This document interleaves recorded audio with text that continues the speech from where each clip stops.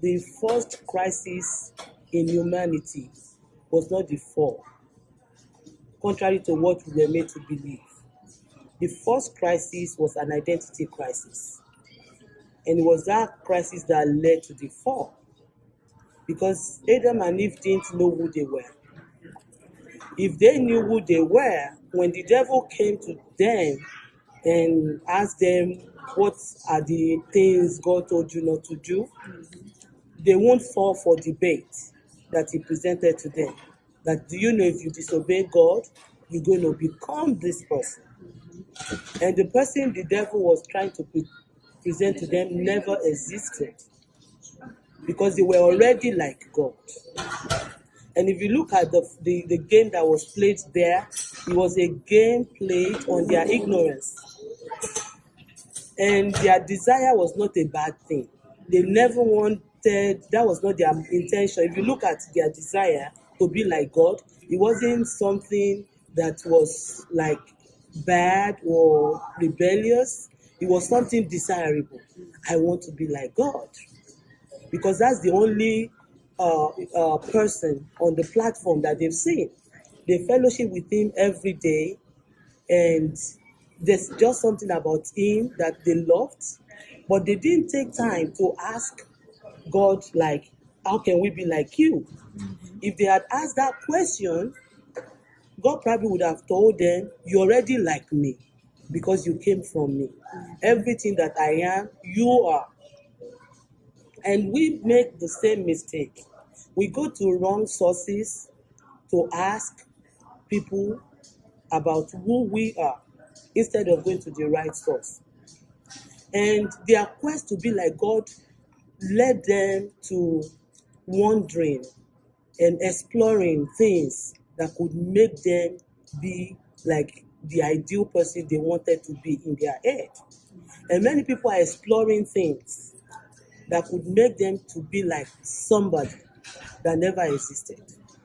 Some people are doing drugs because they want to be like this rapper, and that rapper never existed. It's a stage person that you're seeing.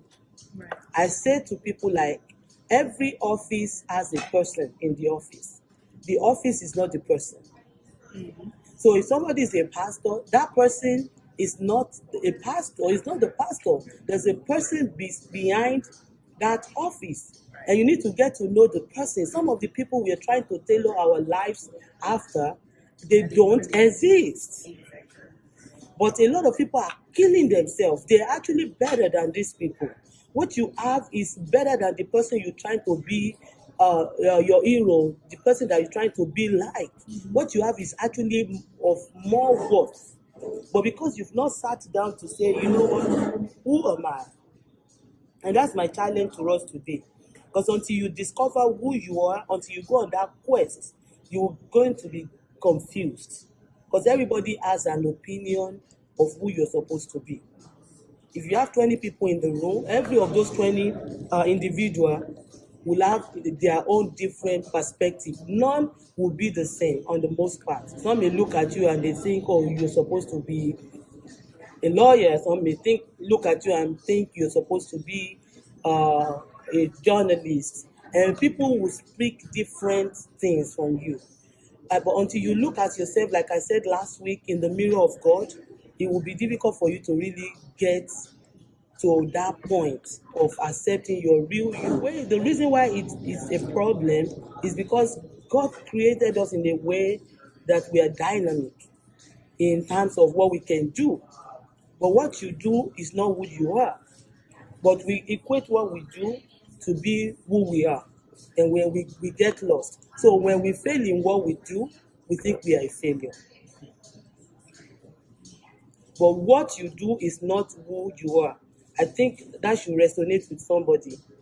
What you do is not who you are. So when you fail in what you do, it doesn't mean you are a failure, because what you do is a learned skill.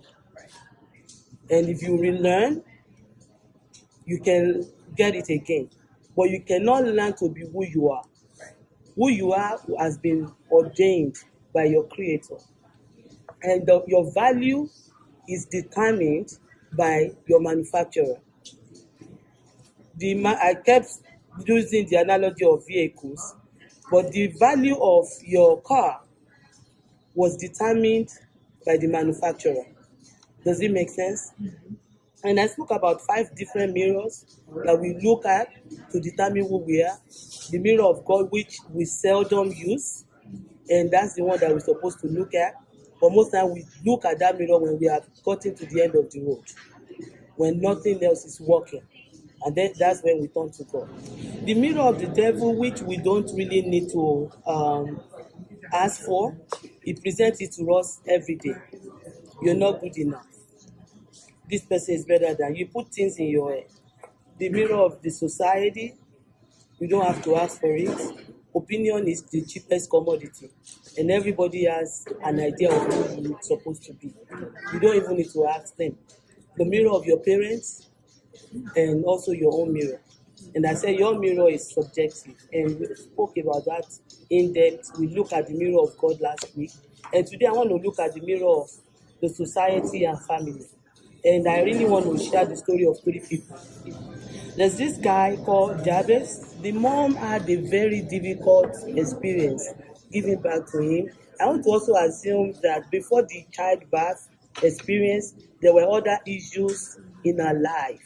And she looked at the baby, like that 1-day-old baby, and all she could say about that child was, there's nothing good about you. I'm just going to name you sorrow.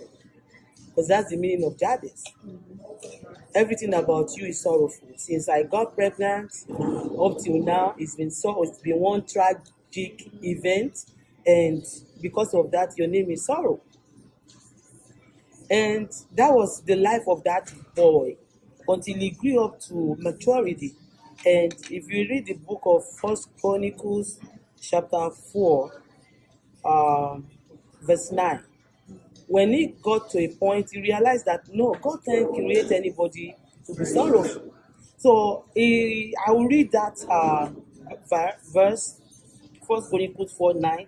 And now Jabez was more honorable than his brothers, and his mother called his name Jabez, saying, because I bore him in pain. And Jabez called on the God of Israel, saying, oh, that you would bless me indeed, and enlarge my territory, that your hand would be with me, and that you will keep me from evil, that I may not cause pain. So God granted him what he requested. The mom said, I don't think you're a great person. But Jabez said, you're my mom, but there's a God. And he went to God, and God granted him his request. So I don't know what your parents have put in your head, and that made you feel like, well, if my parents don't believe in me, who else is going to believe in me? It does not matter. As long as you have enough faith that God has the final say, you can go to God like Jabez, and God is going to grant your request. Jabez went to God in prayers, and he was very clear on what he wanted. He said, oh, that you will bless me indeed, enlarge my territory, and that your hand would be with me, and that you will keep me from evil, that I may not cause pain. And God granted his request. And the Bible says that he was more honorable than his brothers. The brothers that were accepted by the parents became people that Jabez he could influence in a way. He became a pace setter, because if he was more than them, then he had more to offer. So what do you see? That's what that matters, not what others see. And it's difficult when we look at our parents and to question what they say. It's painful when you don't have the acceptance from your parents. But you know what? It's not that important if you can secure the acceptance of God. I'm not saying that it's not needed, but it's not that important. You cannot force people to accept you. Let me say that again. You cannot force people to accept you. But if you will take time to seek God and get the acceptance of God. The people that rejected you will come back to accept you. And that leads me to the second story, Jephthah. I'm not sure if you know about the story of Jephthah. So Jephthah's story was written in the book of Judges, chapter 1, chapter 11, sorry. Jephthah's story was written in the book of Judges, chapter 11, verses 1 to 11. So that name was Gilead. His mom was a prostitute. And because the mother was a prostitute, the mother was not legally married to the father. When the legitimate children grew up, they told him, "You are the son of an harlot. You can't stay in this family with us." So they kicked him out of the house. So he was stranded. But Jephthah believed in himself. He knew that there was something about him that he just knew that he was a leader. And you know what he did? He formed a gang. Maybe I can read that so that we understand. So if we have gang now, this is not the first time. 6,000 years ago, there have been people leading gang. But I want to say this, that if you can lead a gang, you can lead a company. The same skill that you need to influence people and convince them to follow you is the same skill you need to sell any idea. You just need to convert your ideas to positive ideas that will benefit humanity. So if I see you leading a gang, it tells me that there's leadership in you. We just need to take that skills and polish it so that you can use it profitably, not to destroy yourself and others, but to benefit others. So when they kicked him out in that book of Judges, chapter 11, in verse 3. So Jephthah fled from his brothers and lived in the land of Tob. Soon he had a band of worthless rebels following him. He had a band of worthless rebels following him. He was a leader. So, he was not leading people that have sense, but at least the way he was created, he was meant to be a leader. And that grace in him attracted certain people. Like if the good people don't want to follow you, who will follow you? So that means that whatever he told those people to do, that's what they will do. But guess what? Because he believed in himself, though he didn't have the platform that he wanted, but still found a platform, there was a problem in Gilead. And they needed a warrior. The time of exile, he was using that time to develop his leadership skills. He had all those people following him. He had influence. And the people that kicked him out, they couldn't handle the problem. So they came to him and said, "Can you come and help us out?" And he was a good negotiator. There's a lot of lessons to learn from this guy. So he was like, "I'm not going to help you for free. If you don't sell yourself, nobody will buy you." He knew what he had. And he told them, "So if I fight this battle and I win," because he was confident that he was going to win, "what's going to be my pay?" They said, "We follow you forever." Because that's who he was meant to be. Even though they told him initially, "You're the daughter of an harlot, you can't stay here, you don't belong," he believed in himself. He went to improve on himself. He developed his skills, leadership skills and everything. He knew how to negotiate. He had that negotiation skills. For people to follow you, must be able to negotiate. And the same person that they kicked out of the family became the leader of the family. And he won the battle and got it right. And some people, when they say, "Oh, you're the son of an harlot," you know what they do? They go into depression. Because why? They've not taken time to discover who they are. People will bring different mirror to your face. At the end of the day, what you look at is what will determine what happens to you. Jephthah didn't take all those negative words, all those derogatory words to kill his spirit. He was very strong at heart. Like, "You can't kill my spirit." And I'm somebody like that. You can't kill my spirit. You can't. And that's one thing I want to encourage you. Low self-esteem should not be something that you deal with in life. You need to know your worth. People that have discovered their identity they don't feel inferior to anybody else because they already know I can't be you. They've gotten to a point that to accept who they are, and they understand that nobody can also be like them. And when you accept who you are, you've gotten it made. Because that's the door, that's the path to fulfillment. The reason why you're not fulfilled is because you're not living a purposeful life. The reason why you're not living a purposeful life is because you are here to discover who you are. Because you cannot do what you are here to do, your why, until you accept your who. And the last person I want to talk about is Jesus Christ. That's my favorite person anyway. I've learned so many valuable lessons from him on how to deal with the issue of identity. And as a leader, he knew who he was. And he wasn't confused. And trust me, he faced many temptations. Some people saw him and they felt like, you fit the profile of a king. And they were going to make him a king. And you know what he did? He ran away. Why?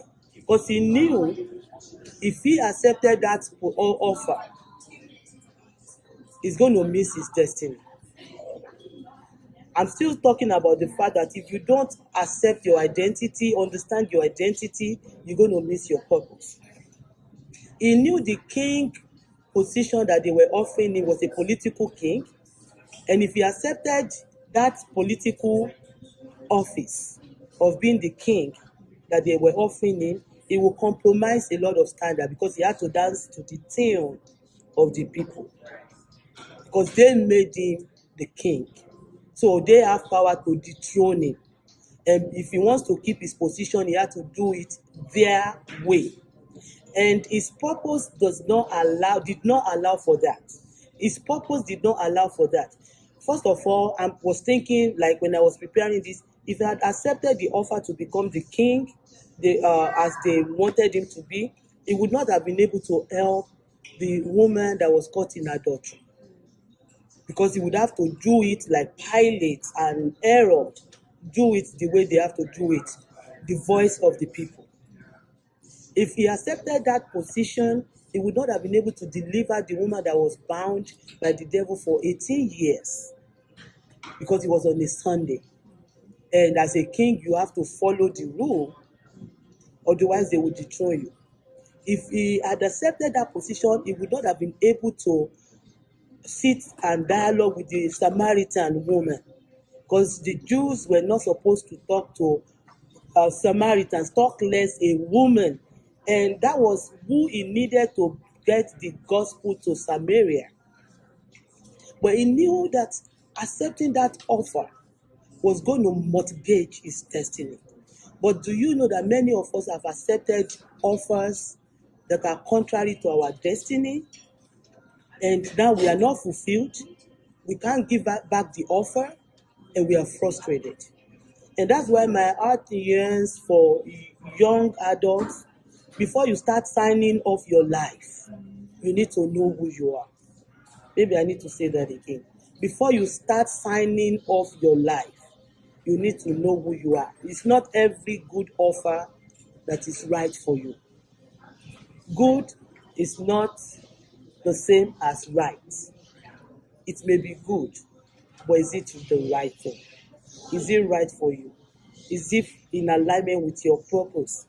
Is it in alignment with your values? Is it in alignment with your principles? Is it in alignment with your destination?